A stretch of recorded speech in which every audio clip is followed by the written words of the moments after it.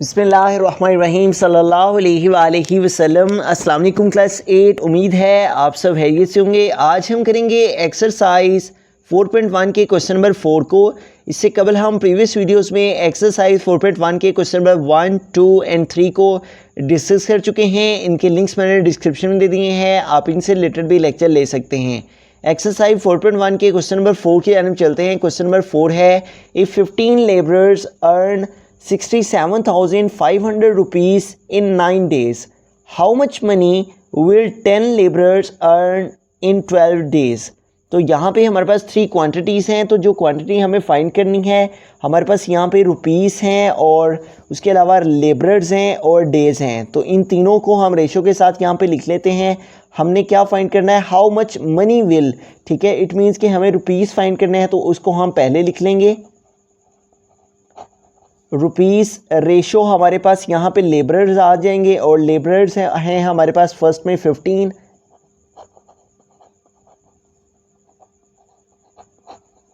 और रेशो है हमारे पास डेज। तो सबसे पहले हमारे पास जो रुपीस हैं वो है 67,500। उसके और इसी प्राइस के अंदर हमारे पास जो लेबरर्स हैं इसी रेशो के साथ वो हैं 15 और हमारे पास जो डेज़ हैं वो हैं फर्स्ट में 9। इट मीन्स कि 15 लेबरर्स 9 डेज़ काम करते हैं तो वो 67,500 रुपीज़ जो हैं वो अर्न करते हैं। अब वो कहते हैं how much money will 10 labourers earn in 12 days. तो हमें जो है मनी जो है वो फाइंड करने, तो हम यहाँ पे लेट कर लेंगे, लेट द मनी, जो चीज़ हमें फाइंड करनी है वो हम यहाँ पे लेट कर लेंगे, let the money be x rupees.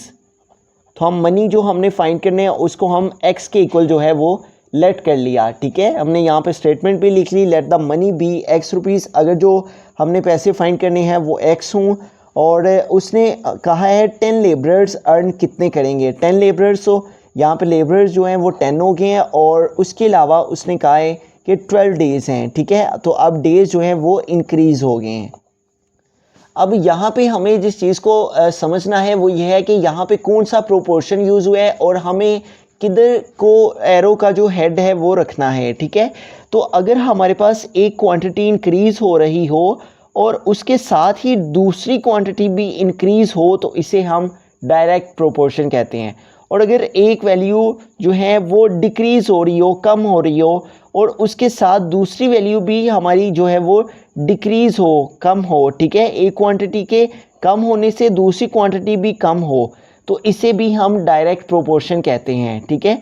अब यहाँ पे देखें हमारे पास अगर हम लेबरर्स और रुपीस को देखते हैं तो 15 जो मज़दूर हैं वो 67,500 रुपीस अर्न करते हैं, ठीक है। तो अब लेबरर्स की जो तादाद है वो कम हो गई है, मज़दूर कम लगाए गए हैं। इट मीन्स के उनको जो पैसे मिलेंगे वो भी कम मिलेंगे। तो एक क्वांटिटी के कम होने से दूसरी क्वांटिटी भी कम हो रही है, एक क्वांटिटी डिक्रीज़ होने से दूसरी क्वांटिटी भी डिक्रीज़ हो रही है। इट मीन्स के इनके बिटवीन में डायरेक्ट प्रोपोर्शन है। तो जो चीज़ हमने फाइंड करनी है उसका एरो ऑलवेज ऊपर को रखा जाता है और चूँकि इन दोनों के बिटवीन में डायरेक्ट प्रोपोर्शन है तो इसलिए हम इसका एरो भी ऊपर को रखेंगे, ठीक है।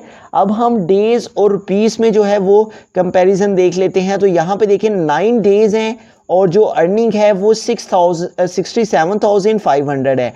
तो अब डेज़ जो हैं वो इंक्रीज़ कर दिए गए हैं, 9 से 12 हो गए हैं, तो डेज़ की तादाद बढ़ गई है। तो एक क्वांटिटी के बढ़ने से दूसरी क्वांटिटी भी बढ़ेगी।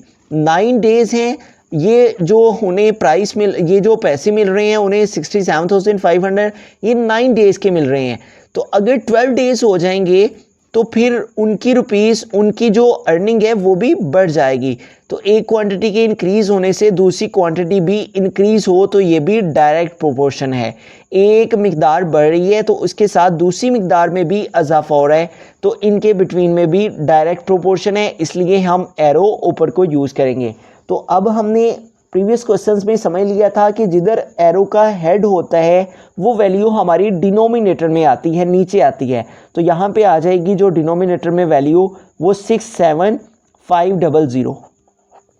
और जिधर एरो की टेल है वो हमारी वैल्यू ऊपर आ जाएगी और इक्वल के साइन के साथ हमने इस फर्स्ट वैल्यू को लिखना होता है जो सी हमने फाइंड आउट करनी है। इन दोनों के बिटवीन में हमने मल्टीप्लाई का साइन डाल के इनको लिखना होता है।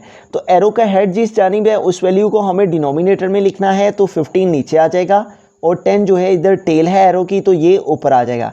इस तरह एरो का हेड 9 की तरफ है तो 9 जो है वो नीचे आएगा और एरो की टेल 12 की तरफ है तो 12 हमारा न्यूमरेटर में आएगा, ऊपर आएगा। अब इसको हम सॉल्व कर लेते हैं। तो यहाँ पे देखिए हमारे पास जो सी वैल्यू आपस में कटिंग होती है जिनकी उनकी हम कटिंग कर लेंगे। तो ये दोनों वैल्यूज़ हमारी 3 के टेबल में कट हो जाती हैं। 3 4 टाइम 12 और 3 5 टाइम 15 है, ठीक है। तो अब देखें ये 10 है और ये 5 है तो ये दोनों 5 के टेबल से कट हो जाएंगे। 5 1 टाइम 5 एंड 5 2 टाइम 10। तो यूँ हमारे पास न्यूमरेटर में क्या है रिमेनिंग 2 × 4। तो 2 को 4 से मल्टीप्लाई करेंगे तो 2 4 टाइम क्या आ जाएगा 8 और हमारे पास डिनोमिनेटर में क्या रह गया 9 × 1 तो 1 9 टाइम क्या आ जाएगा 9। अब यहाँ पे देखें ये वैल्यू यहाँ पे हमारे पास डिवाइड हो रही है। तो एक वैल्यू एक तरफ डिवाइड हो रही हो तो दूसरी तरफ जाके मल्टीप्लाई हो जाती है, ठीक है। तो ये वैल्यू 67,500 जो है वो इधर डिवाइड हो रही है वैल्यू, तो इधर जाके ये मल्टीप्लाई हो जाएगी। तो इस वैल्यू को हमने ऐसे कैसे लिख दिया और ये वैल्यू इधर डिवाइड हो रही है तो इधर हमने मल्टीप्लाई के साइन के साथ इसको इस साइड पे ले गए। अब इसको हम सॉल्व कर लेते हैं मज़ीद। तो यहाँ पे देखें हमारे पास ये जो दोनों वैल्यूज़ हैं 8 × 6 7 500, इसको हम इस वैल्यू के साथ मल्टीप्लाई करेंगे और मल्टीप्लाई करने से हमारे पास जो आंसर आएगा उसको हम 9 पे डिवाइड कर लेंगे, ठीक है। तो 6 7 500 इसको हम मल्टीप्लाई करेंगे 8 से, न्यूमरेटर को न्यूमरेटर से मल्टीप्लाई करेंगे और फिर जो आंसर आएगा उसको हम 9 पे डिवाइड कर लेंगे। तो 8 0 टाइम 0, 8 0 टाइम 0, 8 5 टाइम 40, तो ये 0 यहाँ पे आ जाएगा और 4 कैरी चला जाएगा। 8 7 टाइम 56 और 56 में 4 ऐड करेंगे तो 60 हो जाएंगे। तो 60 का ये 0 यहाँ पे आ जाएगा और ये जो 6 है ये कैरी चला जाएगा। उसके बाद 8 6 टाइम 48, तो 48 में ये 6 हम प्लस कर लेंगे तो 8 और 6 14, 4 आ जाएगा, 1 कैरी चला जाएगा, 4 + 1 5। तो यूँ हमारे पास क्या आ गया है 54 और उसके बाद 4 टाइम हमारे पास 0। 8 को हमने मल्टीप्लाई किया है 6 7 500 से, 8 × 6 7 500, तो क्या आंसर आ गया है 5 4 और उसके बाद 1 2 3 4 टाइम 0 है और डिवाइड करना है हमें इसको 9 के साथ। तो यहाँ पे देखिए हम इसकी अगर कटिंग कर लेते हैं तो 9 1 टाइम 9 और 9 6 टाइम 54 और इन तमाम ज़ीरो को भी कैंसिल करके 1 2 3 4 टाइम यहाँ पे इसके साथ हम ज़ीरो लिख लेंगे। तो यूँ हमारे पास क्या आंसर आ गया है 60 और उसके बाद हमारे पास 3 ज़ीरो हैं तो इट मीन्स के 60,000 रुपीज़ जो हैं वो उनके लगेंगे। अगर 12 डेज़ कर दिए जाएं और 10 लेबर्स कर दिए जाएं तो तब उन्हें जो रुपीज़ मिलेंगे वो 60,000 मिलेंगे।